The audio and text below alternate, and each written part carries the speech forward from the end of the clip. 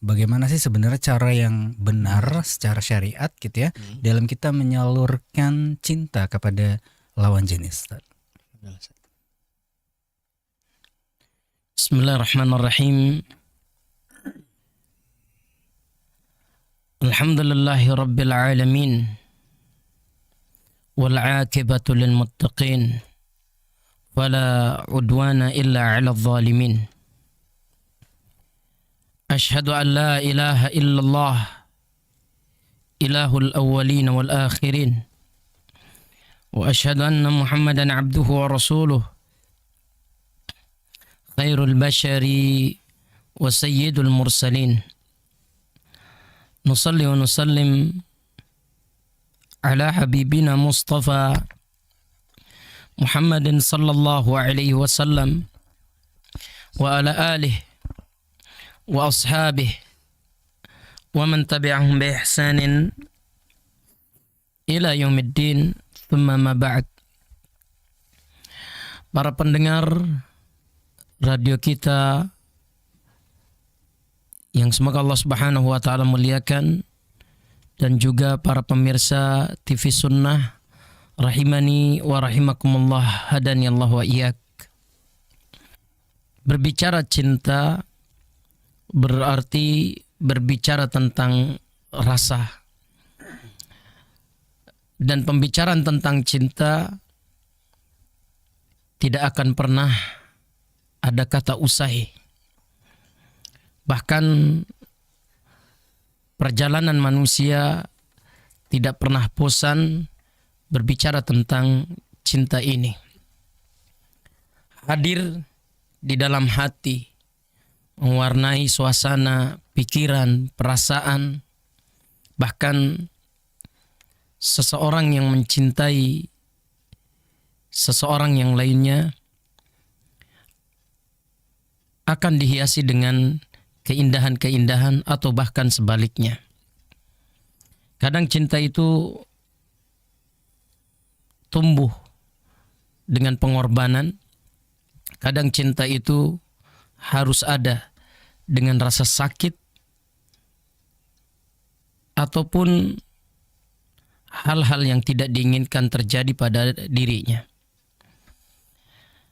Dengan kata lain, banyak gambaran-gambaran yang digambarkan oleh manusia tentang hakikat cinta. Tentu cinta kepada Allah lah cinta yang paling utama, dan kemudian dilanjutkan kepada cinta kepada Rasulullah sallallahu alaihi wasallam. Namun pada pembicaraan kita kali ini tidak pada pembicaraan bagaimana cinta kita kepada Allah Subhanahu wa taala dan Rasulnya sallallahu alaihi wasallam, akan tapi bagaimana menghadirkan cinta yang benar, cinta yang diridhai oleh Allah Subhanahu wa taala ketika kita mencintai seseorang yang ia adalah pasangan kita atau ia akan menjadi pasangan kita. Para pendengar radio kita dan juga para pemirsa TV Sunnah yang semoga Allah Subhanahu wa taala muliakan, rahimani wa rahimakumullah, hadani Allah iyyak. Kita pernah mendengar Rasulullah sallallahu alaihi wasallam bersabda,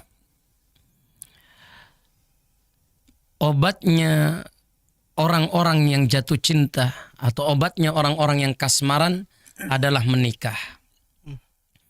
Mengapa demikian? Karena terkadang seseorang ketika dimabuk cinta, ketika seseorang dilanda rasa yang bernama kasmaran, ia akan menghadirkan suasana hatinya dan pikirannya dengan ungkapan-ungkapan yang indah.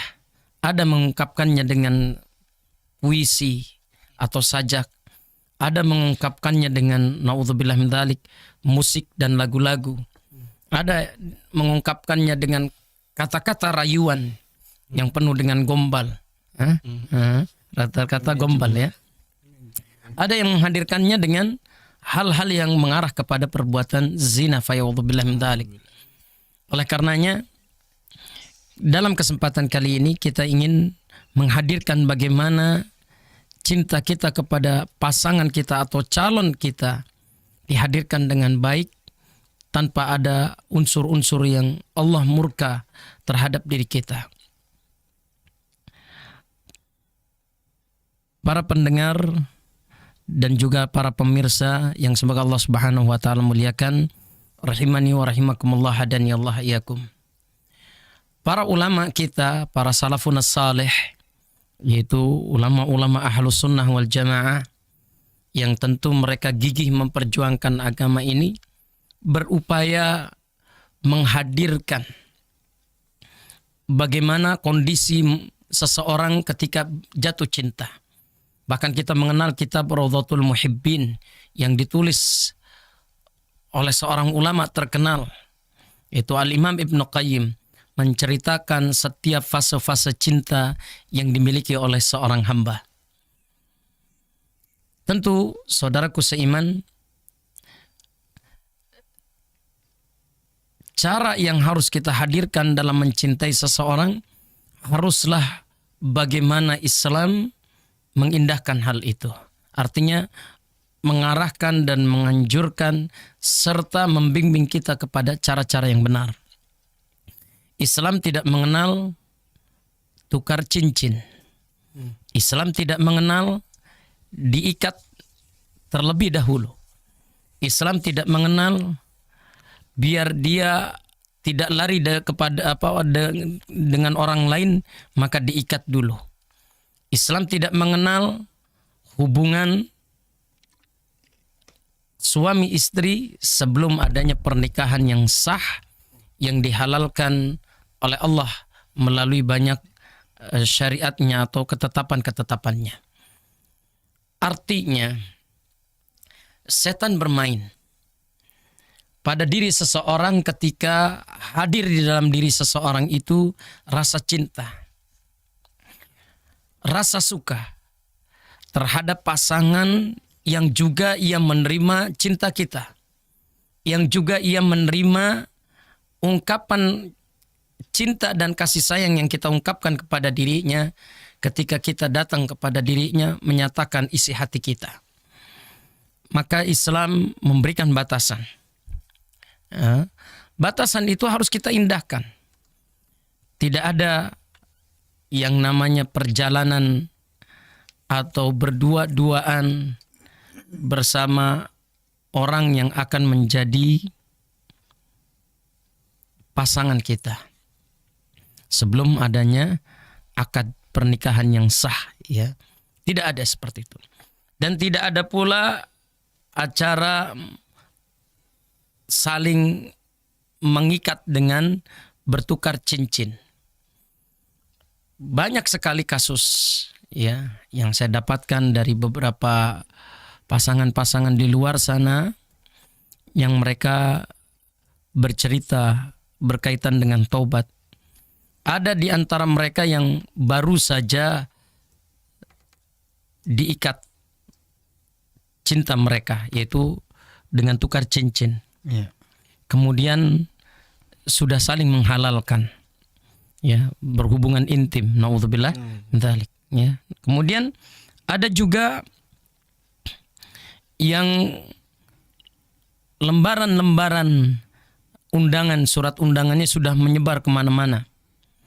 Kemudian sebelum acara pernikahan 3 hari atau beberapa hari sebelumnya dia melakukan hubungan intim dengan alasan toh sebentar lagi mau menikah.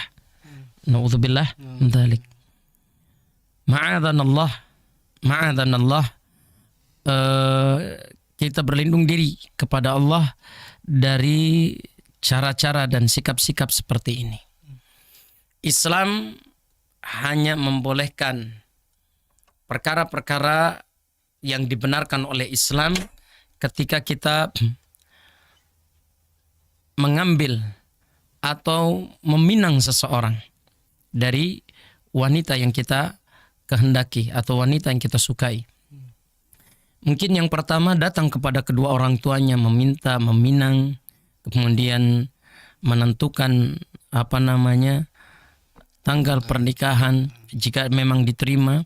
Kemudian jika wanita itu bercadar, mengizinkan agar ia bisa melihat wajahnya, kemudian kedua tangannya, agar benar-benar apa yang dimiliki oleh wanita itu menumbuhkan rasa cinta dan rasa suka kepada diri laki-laki. Nah, ini yang seharusnya dilakukan. Dan tidak ada kata saling mengikat, apalagi nikahnya 2 tahun lagi diikat dari sekarang, nikahnya 3 tahun lagi diikat dari sekarang. Ini tidak dibenarkan dalam Islam. Wallahu ta'ala.